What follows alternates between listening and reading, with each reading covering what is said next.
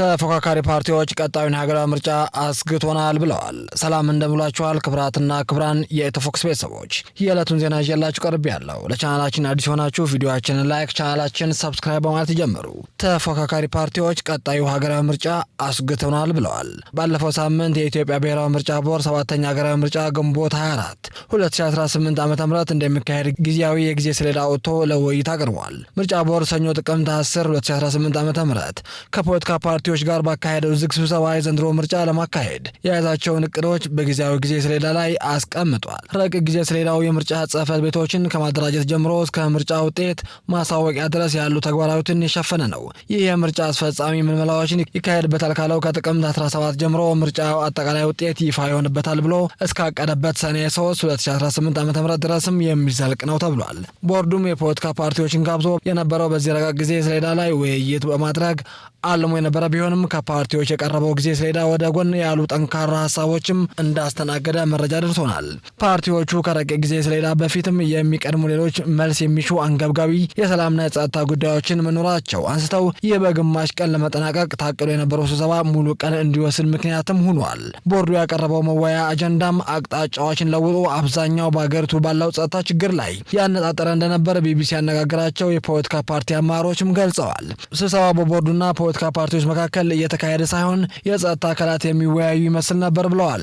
በውይይቱ ላይም የተሳተፉ አንድ የፖለቲካ ፓርቲ አመራር እንደተናገሩት በርካታ የፖለቲካ ፓርቲ ውይይቱን የተከፈተ ሲሆን ወደ 40 የሚደርሱ ተናጋሪዎችም ሀሳብ ሰጥተዋል። አብዛኞቹ የተሰነዘሩ ሀሳቦች መጪው ሀገራዊ ምርጫ ለሚካሄደው አስቸኳይ ሁኔታዎችን አለመኖር ላይ ያተኮረ ሲሆን ሀገሪቱ አሁን ያለችበትን ሁኔታ ምርጫ ቦርድ ያወጣው የጊዜ ሰሌዳ ለማሳካት እንደማይችልም ተሳታፊዎቹ ስጋታቸውን ገልጸዋል። በመሆኑም ከምርጫ በፊት ወሳኝ የሆነ የሀገሪቱ ጸጥታ ችግር ጨምሮ መስተካከል ያለባቸው ጉዳዮች እንዳሉ ፓርቲዎቹም አስምረውበታል። ፓርቲዎቹ ያነሳቸው ስጋቶች አወዛጋቢ ከነበረውና የግጭት መካረር መነሻ የሆነው 6ኛው ሀገራዊ ምርጫ አስቀድሞ ሲነሱ የነበሩ ጉዳዮችም ናቸው። ከአንድ የስልጣን ዘመን በኋላ አዳዲስ አካባቢዎች ግጭት ተቀስቅሰዋል እና በሀገሪቱ ውስጥ ያለው ጸጥታ ችግርም ሳይፈታ የዚህ ዓመቱ ምርጫ የወራቶች ዕድሜ ቀርቶታል። የኢትዮጵያ ሶሻል ዲሞክራሲ ፓርቲ ኢሲዶፓ ሊቀመንበር የሆኑት ዶክተር ራሄል ባፌ ምርጫ ቦርድ ለውይይት ያቀረበው ሀሳብ ቦርዱና ፓርቲዎቹ የተለያየ ክፍለ ዓለማት ላይ ነው ወይ የሚኖረው የሚል ጥያቄም የፈጠረ ነው ብለዋል። በአማራ በኦሮሚያና በትግራይ ክልሎች ግጭት ባሉበት በሌሎች አካባቢዎችም የሰላም እጦት የሚታይበት ህዝቡ ለ5 ዓመታት የሚመራው መሪ ይመርጣል ተብሎ ጊዜ ሰሌዳ እስከ ማውጣት መደረሱ እንዳስገረማቸው ዶክተር ራሄልም አክለው ተናግረዋል። በህይወት የመኖር መብት ያልተረጋገጠበት ብዙ ዜጋ ነው ያለው። ሌላው ቀርቶ ውሃ ለመቅዳት እንጨት ለመልቀም ደህንነት የማይሰማው ህዝብ ነው ያለው ያሉት ዶክተር ራሄል ከምርጫ በፊትም ቅድሚያ ተሰጥቷቸው ሊስተካከሉ የሚገባቸው ጉዳዮች እንዳሉም አንስተዋል። የእናት ፓርቲም የውጭ ግንኙነት ኃላፊው ጌትነት ወርቁ ከዚህ የተለየ ሀሳብ አይደለም ያላቸው። ከፍተኛ ምክር ቤት መቀመጫ የሚይዙት ክልሎች በግጭት ውስጥም አሊያም በጦርነት ማግስት ላይ መሆናቸው የጠቀሱት አቶ ጌትነት ይህ በሆነበት ሁኔታም ከ50 በመቶ በላይ ውጤት አምጥቶ ህጋዊ መንግስት መመስረት ይቻላል የሚል እምነት እንደሌላቸውም ገልጸው በአማራ በኦሮሚያ በትግራይ ያለው አለመረጋጋትና ግጭት በሌላው አካባቢ ተጽዕኖ እንደሚያሳድር በመግለጽ በመላው ሀገሪቱ ሰላም እንዳለ በማሰብ አይቻልም የሚሉ ሀሳቦችም መሰንዘራቸው አቶ ጌትነትም ተናግረዋል።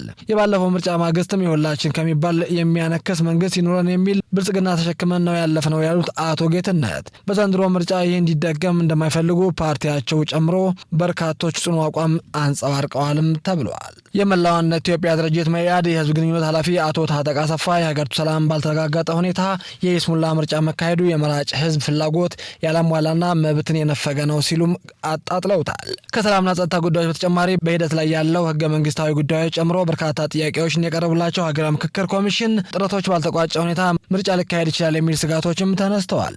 በቅርቡም የጀርመን ድምጽ ራዲዮ ዘጋቢዎች ፍቃድ መከልከላቸውን የጠቀሱት የእናት ፓርቲ አመራሮች ጋዜጠኞች በሚሳደዱባት ገለልተኛ የሆኑ ሚዲያዎች እንዳይዘግቡ የተከለከሉባት ባሉባትና ነጻ ሚዲያ በሌለባት ምርጫ ማካሄድ ፈታኝ ነውም ብለዋል።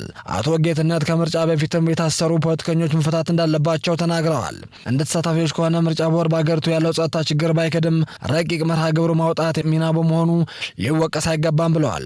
ምርጫ ለማካሄድ የሚያስችል ሁኔታ መኖሩ ለማረጋገጥ እንደሚሰራም ገልጸው የቦርዱ ሰብሳቢ ሚላት ኃይሉ አስቻይ ሁኔታ በሌለበት እኛም ራሳችን አደጋ ውስጥ ለማስገባት ፍላጎት የለንም ማለታቸውን የገለጹት ቢቢሲ ያነጋገራቸው ተሳታፊዎችም በመንግስት በምርጫ ቦርድና በፓርቲዎች መካከል ምክክር ተደርጎ ስምምነት ላይ እንደሚደረስና ቀጣይ ውይይቶች እንደሚደረጉ ማስታውቋል ብለዋል። ከዚህ ቀደም በነበረው ሀገራዊ ምርጫ በአንዳንድ ሀገሪቱ አካባቢዎች በጸጥታና የይገባኛል ጥያቄዎች የሚነሱባቸው ወራቶች በቀሩት በዘንድሮ ሀገራዊ ምርጫ ግጭት ውስጥም ባሉና ጸጥታ ችግር ባለባቸው አካባቢዎች ቦርዱ ምርጫ ሊያካሄድ የሚችልባቸውን አማራጮችም በግልጽም አላስቀመጠም። የውይይቱ ተሳታፊዎች እንደገለጹት ግጭት ባለባቸው አካባቢዎች ኢንተርኔት በመታገዝ በዲጂታል ምርጫውን አካሄዳለሁ የሚል ፍንጭ አልሰጠም።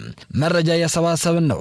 መጀመሪያ እናንተን አነጋግረናል፣ ከዚያም ባለድርሻ አካላትን እናነጋግራለን ነው ያለው ባቀረበው ረቂቅ ጊዜ መርሃ ግብር ላይ። ከውሳኔ ላይ የተደረሰ ሁኔታ የለም ብለዋል ዶክተር ራሄል።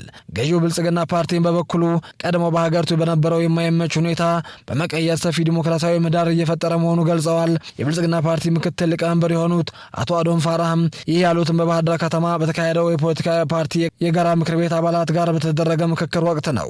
ምርጫው ይራዘም ወይስ አይራዘም? ባለፈው ሳምንት ምርጫ ቦርድ ከፖለቲካ ፓርቲዎች ጋር ባካሄደው ውይይት የምርጫው መራዘም አለመራዘም ጉዳይ በቀጥታ አልተነሳም። የውይይቱ ትኩረት ከምርጫ በፊት ሊከናወን ይገባል ባሏቸው ወሳኝና አንገብጋቢ ሀገራዊ ጉዳዮች ላይም ነበር። ክቡራትና ክቡራን የፎክስ ቤተሰቦች የዕለቱን ዜና በዚህ ቋጨን። ቀጣይም በሌላ ፕሮግራም እስክንገናኝ ቸር ቆዩ።